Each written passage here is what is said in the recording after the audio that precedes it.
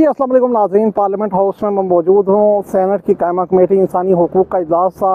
और इस्लामाबाद में offline park में जो रेप का जो वाक़या पेश आया, बहुत से लोग उसको भूल भी गए होंगे, लेकिन उस हवाले से रोंगटे खड़े कर देने वाले होशरुबा इंकशाफात जो है वो सामने आए हैं। और ये जो इंकशाफात हैं, इनको देख कर इंसान सोचता है कि हम किस माशरे में रह रहे हैं, किस सोच का यहाँ पर की हुक्मरानी है इस माशरे में, कौन सा सिस्टम जो है वो चल रहा है। आज जो सेनेट की कायमा कमेटी इंसानी हुकूक़ थी, उसमें जो ऑफलाइन पार्क में रेप के वाक़े पर तमाम जो है वो ब्रीफिंग दी गई। जो मुतासरा लड़की थी और उसके वकील ईमान मज़ारी, वो भी कमेटी में पेश हुए। इस्लामाबाद पुलिस के एडिशनल आईजी जो है वो भी इस्लामाबाद जो कमेटी है इसमें पेश हुए। जो मुतासरा लड़की है उसकी जानिब से बड़े होशरुबा इंकशाफात किए गए हैं, उसकी जानिब से रोंगटे खड़ी कर देने वाले जो इंकशाफात हैं वो किए गए हैं। ये कहा गया है कि इस्लामाबाद पुलिस ने उसको जिस मजबूत अंदाज से वो जो लड़की है उसने कहा कि जिस मजबूत अंदाज से उसने FIR दी, जिस मजबूत अंदाज से बैठकर उसने हुलिया एक एक मुजरिम का लिखवाया, जिस मजबूत आसाब के साथ उसने केस को परसू किया, उसे उतनी ही डिसीव करने के तरीके के साथ धोखा देते हुए उसे कमज़ोर करने की कोशिश की गई। उस लड़की ने बताया कि ऑफलाइन पार्क में उसके साथ ज़्यादती का वाक़या हुआ और मुजरिमों का जो हुलिया था वो उसने बताया, और पुलिस ने न सिर्फ FIR जो है वो लीक कर दी, बल्कि उस पर उसका जो है वो शनाख्ती कार्ड नंबर भी लिखा हुआ था। उसकी वजह से उसके घर वाले गैर महफूज हो गए। लेकिन इसके अलावा जो सबसे ख़तरनाक चीज़ थी कि जो वाक़या भी हुआ, उसके बाद उस लड़की को मुलाजमत से नौकरी से निकाल दिया गया और हॉस्टल जो है जहाँ पर वो रिहाइश पज़ीर थी, वहाँ से हॉस्टल के जो सरबराह हैं उन्होंने कहा कि आप यहाँ से चली जाएँ, यहाँ पर क्योंकि मीडिया वाले आते हैं, सवालात करते हैं, आप यहाँ से चली जाएँ। एक बेयार और मददगार और बेआसरा उसको जो है वो छोड़ दिया गया। और उसके अलावा पुलिस की जो तफ्तीश थी वो भी इंतहाई जो निज़ाम की ख़राबी है उसमें वो बयान की गई है, क्योंकि जो स्केच बनाया गया लड़की की जानिब से, पुलिस ने पूछ कर जो उससे स्केच बनाया, उस पर ना सिर्फ लड़की का नंबर, प्राइवेट नंबर जो है वो लिखा गया, बल्कि वो प्राइवेट नंबर भी शेयर किया गया और प्राइवेट वो जो स्केच है वो TV चैनल्स पर चला। इसके अलावा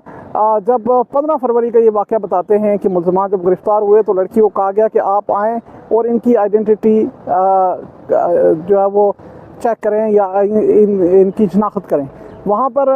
CTD में जब ये मुतासरा लड़की गई है तो वहाँ पर उसको सामने मुल्ज़िमान को लाकर जो है वो शनाख्त करवाई गई है। और ये भी किया गया है कि जो मुल्ज़िमान हैं, ये भी कहा गया है मुतासरा लड़की की तरफ से कि उन्होंने उसके सामने पुलिस के रूबरू ये इतराफ़ किया कि उन्होंने ये रैप किया है। 50 से 60 केसेस वो कर चुके हैं और वो आदी हैं और पिंडी से वो आते हैं और वो गोलियां खा के आते हैं, और आप अंदाज़ा लगाएं। और फिर इस तरह का एक मशकूक सिलसिला किया गया कि जो मुल्ज़िमान थे उनको 16 तारीख को D12 नाके पर जो है वो कत्ल किया गया, और जो पुलिस की जानिब से एक ट्विटर पर बयान भी चलाया गया। ईमान मज़ारी जो हैं, ये इस केस की तमाम केस की पैरवी कर रही हैं, उनकी जानिब से ये कहा गया है कि जो मुल्ज़िमान जो हैं जिनको मारा गया, वो इसलिए मारा गया कि पुलिस उनकी सहूलतकारी कर रही थी, और पुलिस जो है उनकी आइडेंटिटी, पुलिस क्योंकि उनकी सहूलतकारी कर रही थी, वो अगर अदालत में पेश होते मज़ीद जो है वो चीज़ें वो उगलते, इसलिए पुलिस ने उनको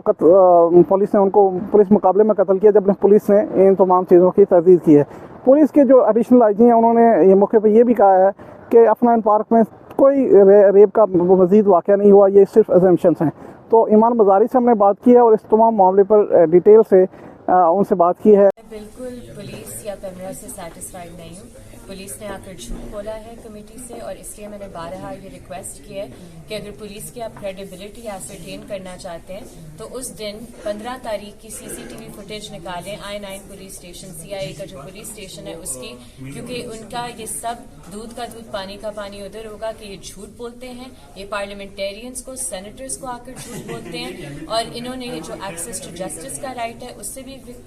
सर्वाइवर को महरूम किया हुआ है, उनकी पर्सनल आइडेंटिटी लीक की हुई है, और आज तक किसी पुलिस ऑफिशियल की अकाउंटेबिलिटी नहीं हुई।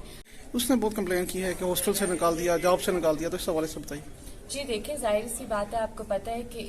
किसी भी रेप या गैंग रेप के केस में जब आप सर्वाइवर या विक्टिम की शनाख्त रिवील करते हैं तो उसका एक असर पड़ता है मुआशरे में, उसकी जिंदगी पर, और यही चीज वो आज बयान करी थी इस कमेटी में। जो पुलिस के जहन में नहीं ये बात गुजरी कि अगर आप उसकी शनाख्त रिवील करेंगे, आप मजीद उसकी तस्वीरें लेने की कोशिश करेंगे, क्योंकि ये भी उन्होंने किया जब वो थाने में गई थी, मजीद उसकी तस्वीरें लेने की कोशिश कर रहे थे। तो ये कौन से मुल्क में और कौन से महजब माशरे में ऐसी चीजें होती हैं? तो वही झूठा वर्जन जो पहले दिन से कह रही थी, उन्होंने कहा कि 16 तारीख को एक अजीब सा उन्होंने FIR दर्ज किया है कि जी ये मोटर बाइक पे जा रहे थे, इनके पीछे 2 और लोग थे, इन्होंने एक फायर खोला, एक दूसरे के फायर में ये मर गए। ये तो एक absurd सी स्टोरी है, और मैं कह रही हूँ कि मेरे अब जो मेन्स ऑफ इन्वेस्टिगेशन है वो रियासत के पास है, इसलिए मैं बारहा रिक्वेस्ट कर रही हूँ कि CCTV फुटेज निकालें 15 तारीख की, और अगर ये अपनी बात को साबित करना चाहते हैं कि ये सच है, 16 तारीख की D12 नाके की CCTV फुटेज निकालें। क्यों नहीं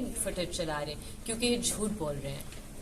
जी, ईमान मज़ारी की आपने बात सुनी और तमाम आपने गुफ्तगू सुनी, उससे आपको अंदाज़ा हो गया होगा कि पुलिस क्या करने जा रही है और क्या करना चाह रही है। हमारा सिस्टम जो है वो कितना पेचीदा है, और कितना जो मुजरमान हैं